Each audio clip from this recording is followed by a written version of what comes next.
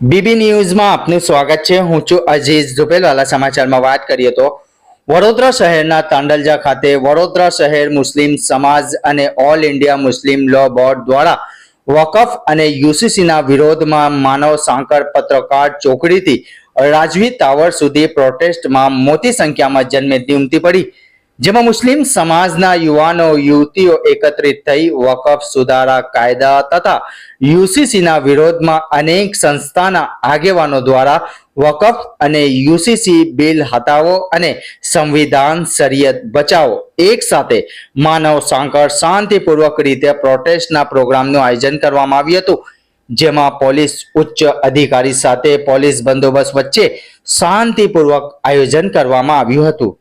Report Aziz ઝુપેલવાલા।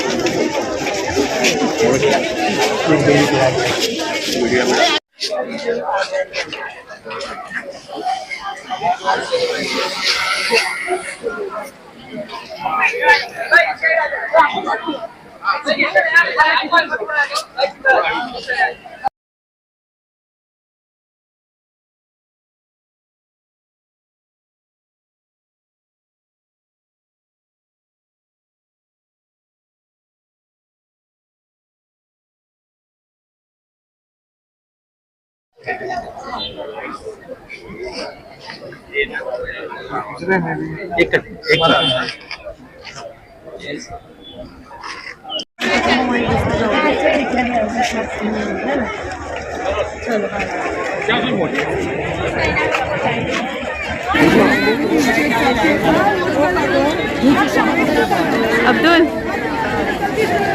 अद्धरकर Rayyan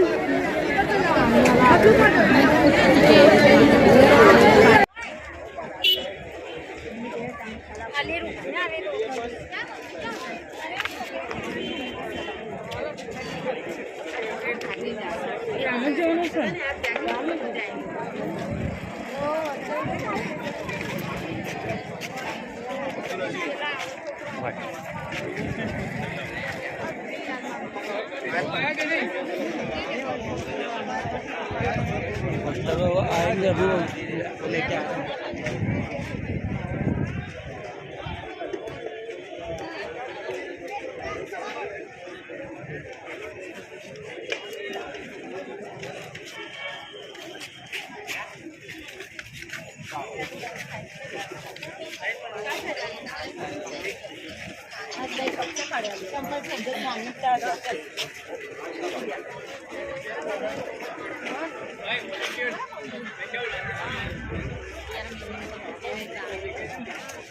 ladies को भी ladies के पास पानी नहीं पहुंच रहा है, वो उसमें लेगा नहीं पर पहुंच रहा है, दूसरे लेगा 2-3 जन को।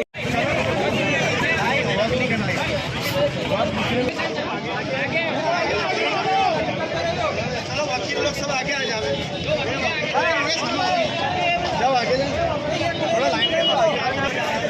તમે પોતે પણ જાણો છો કે આ વકફ અને યુસીસીનો વિરોધ છે ને બહુ શાંતિપૂર્ણ લોકો એમ પણ શાંતિપૂર્ણ જ છે બધા ને શાંતિપૂર્ણ ઊભા છે અને માનવ સાંકળ બનાવીને ઊભા છે। એટલે સરકાર સુધી એ વાત જાય તો કે ભાઈ લોકોને પોતાના 25, 26 આપણે બધા જાણીએ છીએ આર્ટિકલને, એ આર્ટિકલ પ્રમાણે લોકોને જીવવા દઈએ અને દેશમાં વર્ષોથી બધા હળીમળીને રહે છે એ જમના ગંગા તહેજીબને આપણે ચાલુ રાખીએ, એની માંગ છે। બીજી કોઈ માંગ જ નથી, મુસ્લિમોની કોઈ માંગ નથી। હળીમળીને રહો અને પોતાના મذહબ પર ચાલવા દો, એના સિવાય બીજી કોઈ માંગ નથી।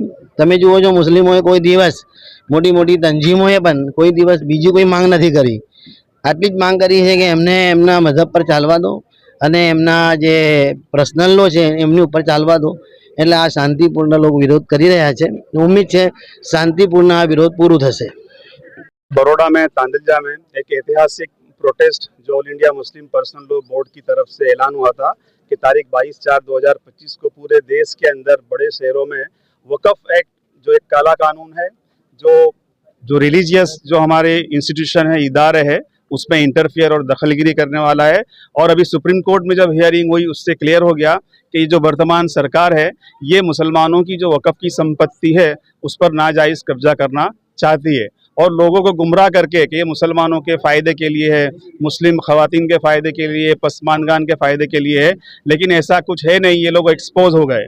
तो मुस्लिम पर्सनल लॉ बोर्ड का ये ऐलान है कि जब तक ये वक़्फ़ एक्ट वापस नहीं लेती केंद्र सरकार तब तक ये मुहिम, ये विरोध चलता रहेगा। अभी जुलाई तक का है, ये उसी का हिस्सा है। तो आज अल्हम्दुलिल्लाह बड़ौदा में मुसलमानों की तरफ से ये एक बहुत पीसफुल जो ये प्रोटेस्ट हो रहा है ये ऐतिहासिक है और इसका इम्पैक्ट पड़ेगा। दूसरा, जो यूनिफॉर्म सिविल कोड ये सरकार लाना चाहती है, जो मुसलमानों की खास करके जो शरीयत है उसमें ये दखलगिरी करना चाहते हैं। इनका और कोई मकसद नहीं है। ये इनका जो बीजेपी गवर्नमेंट है उनके मैनिफेस्टो का हिस्सा है यूनिफॉर्म सिविल कोड।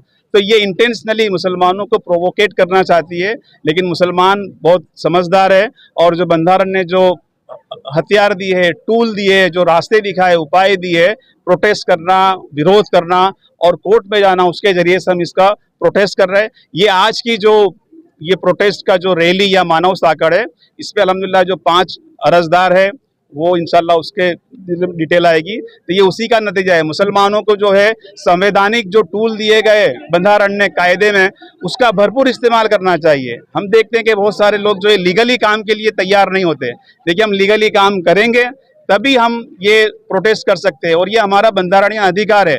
अगर ये नहीं करेंगे तो हम देश के भी गुनहगार होंगे और अल्लाह ताला के भी गुनहगार होंगे। कि जब तुम्हारी शरीयत में, हमारी मांग यही है कि यूनिफॉर्म सिविल कोड की जो कमेटी बनाई गई है उसको स्थगित करना चाहिए और वो जो लाना चाहते हैं कोड उसको वापस लाने का ऐलान करना चाहिए कि भाई यूसीसी जो लागू नहीं होगा और वक़्फ़ एक्ट जो है उसको पूरी तरह से जो नवा कायदा बनाया गया अमेंडमेंट करके उसको वापस ले। ये हमारी डिमांड है, पूरे मुसलमानों की डिमांड है। જી વકીલ સાહેબ, શું માંગ લઈને આજે વિરોધ કરવામાં આવી રહ્યો છે? આજ રોજ તમે જોઈ રહ્યા છો કે વડોદરા મુસ્લિમ સમાજના તમામ લોકો રસ્તા ઉપર ઉતર્યા છે અને સંવૈધાનિક રીતે પોતાનો વિરોધ દર્શાવી રહ્યા છે।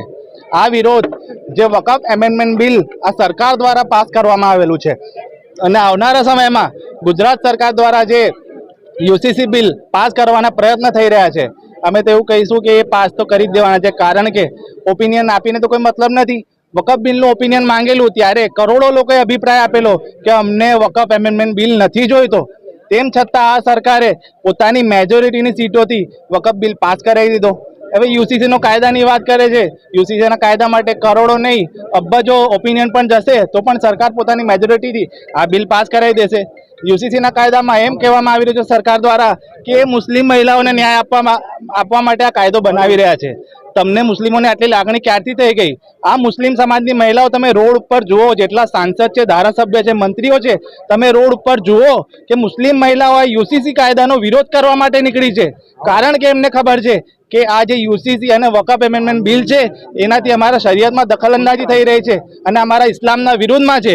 વકફનો મતલબ એવું થાય છે કે અલ્લાહની પ્રોપર્ટી જો કોઈ પણ વ્યક્તિ કોઈને પણ ડોનેટ કરવા માંગે છે તો એને રોકવાનો અધિકાર કોઈને નથી। જે રીતે વકફ એમેન્ડમેન્ટ બિલ પાસ થયા પછી અમારા અરજદારો નામદાર સુપ્રીમ કોર્ટમાં ગયા, કારણ કે સરકારથી તો અમને ન્યાય નથી મળ્યો, પરંતુ અમને આશા હતી કે નામદાર સુપ્રીમ કોર્ટ અમને ન્યાય આપશે। એટલે નામદાર સુપ્રીમ કોર્ટે પહેલી જ હિયરિંગમાં સરકારી વકીલ તુષાર મહેતા સાહેબને પહેલો જ સવાલ કર્યો કે જેટલા પણ મોટા હિન્દુ મંદિરો છે અને ટ્રસ્ટો છે તમે એમાં મુસ્લિમોને એન્ટ્રી આપશો? ત્યારે એમની પાસે એ સવાલનો કોઈ જવાબ નહીં હતો। તો તમારી પાસે સવાલના જવાબ નથી હોતા તો આવા કાયદાઓ તમે કેમ બનાવો છો? આ વકફ એમેન્ડમેન્ટ બિલ છે એમાં જે રીતે નોન મુસ્લિમને એન્ટ્રી કરવાની વાત કરી છે, હવે જે મુસ્લિમ રિલેટેડ વસ્તુ છે એમાં નોન મુસ્લિમને કેવી રીતે જાણકારી, કોઈ નોલેજ પણ ના હોય તો પછી આવા કાયદાઓ કેમ બનાવવા? તમે કાયદા બનાવો તો રોજગારને લીધે બનાવો, એજ્યુકેશન માટે બનાવો, હેલ્થ માટે બનાવો, પરંતુ માત્ર ને માત્ર ધર્મના મુદ્દાઓને લઈને પોતાની રાજકીય રોટલીઓ શેકવા માટે આ કાયદાઓ બનાવવામાં આવી રહ્યા છે। આપની માંગ શું છે?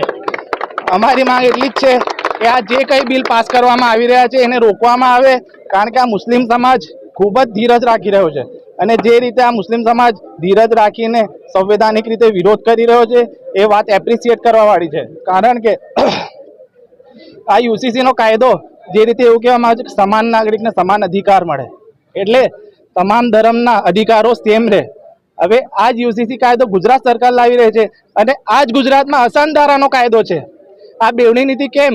અસાનધારાના કાયદામાં હિન્દુનો ઘર મુસ્લિમ નહીં લઈ શકતો, મુસ્લિમનું ઘર હિન્દુ નહીં લઈ શકતો, અને એને લેવું પણ હોય તો 5-10 વર્ષ રાહ જોવી પડે. તો પછી શા માટે તમે આ બેવડી નીતિથી આવા કાયદા બનાવો છો? એટલે હિન્દુ મુસ્લિમને તમે લડાવીને પોતાની રાજકીય રોટલી ના શેકો. જે રીતે અમને એક તો મુસ્લિમ તરીકે તો અમને પોતાના ઉપર ગર્વ છે, પરંતુ વધારે ગર્વ ત્યારે થાય છે કે આ નેતાઓના ઘર અને એમના ઘરે જમવાનું આ મુસ્લિમોના નામે બને છે. જે રીતે મુસ્લિમોને ટાર્ગેટ કરીને પોતાની પ્રસિદ્ધિ મેળવવામાં આવે છે એ બંધ કરવામાં આવે, અને આ મુસ્લિમ સમાજ સંવૈધાનિક રીતે વિરોધ કરતો રહેશે. ઘંટી છે તેમને ક્લિક કરો જેથી અપડેટ ન્યૂઝ તમારા સુધી પહોંચી શકે.